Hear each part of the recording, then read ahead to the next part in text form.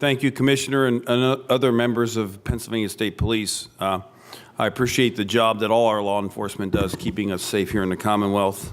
We generally see people when they're having a good day. When you see them or your officers see them, they're generally not. But a couple questions. Does the state police provide services for 100% of the municipalities in the Commonwealth? The short answer would be yes, sir. Okay, just different levels, I guess. Correct. Okay.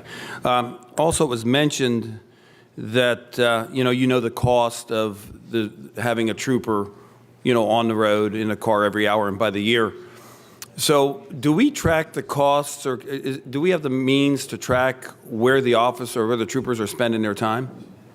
We could look at municipalities and what type of incidents that we go to. We do have that data. However, we have to extrapolate a lot of ancillary things out of there. Yeah, but we could write a program or something because we know where the trooper is, we know where the vehicle is, we know all that stuff. Yes. Okay, because I guess the point I would want to get to is I'm getting down to the fee that is proposed to charge municipalities that don't either hire a police force from another municipality or share forces or have their own force. And when I look at that, I would think an analysis based on usage might be beneficial or a more equitable way to do it. Has that been considered? We're looking at that right now. That might be a way to do it as well. When we look at population densities, you'll have certain areas that are going to have more population that are going to have more need for our services. Okay. Where the state police are the primary law enforcement in these municipalities that don't have their own forces or hire contract for it, do you do patrols routinely on the roads like a municipal police force would do? We do to some degree, but usually we're incident-driven. So if we have unobligated time, the members may be in that particular borough. So there's some counties that don't even have a state police barracks, correct? No, that's, I believe not. Located within that county? I think we have one in almost every county, yes. Union County doesn't. Well, we share that one with another adjacent county. Yeah, that's in. My point is, we're going to charge people more money just based on a flat fee, and are they really getting the same thing that somebody else is paying for? And I think that's really the question when we look at this. And I guess I would just like a commitment out of the PSP that we're going to maybe look at a different way of doing it simply because charging places because they don't have as much crime. I think we're more looking at how to get dollars rather than how we collect the dollars effectively. And that's my concern.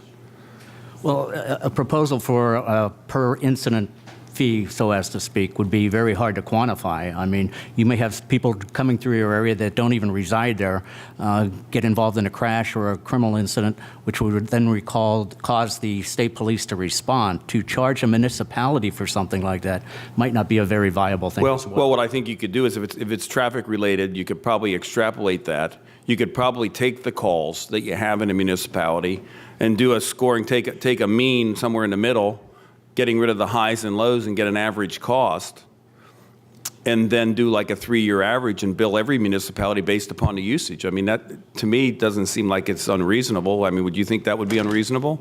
It's a possibility, yes. Yeah, I think it'd be a lot fairer than charging people $25 just because they don't have crime. We'd still be concerned with the service that we provide to those with the local police department as well, because we spend a lot of our time and efforts in some of those localities as well. Yeah, so you spend time in municipalities that have their primary police. That's correct. And you sometimes just spend more time in those than you do in some municipalities that have no police coverage. Depending on the type of incidents or investigations, yes. See, so then that just goes to verify that just doing a peanut butter spread of $25,000 we don't think would be equitable. I mean, I guess that's what I'm hearing from the testimony. I just want to make sure that I understand it, there's some municipalities with a police force that we spend more state police resources on calls that are not traffic related than other municipalities that maybe don't have a police force. I think we just need to look at that. Right. So one of the concerns that, when we look at an incident-based driven model, and you make an excellent point, looking at an average of perhaps a 3-year,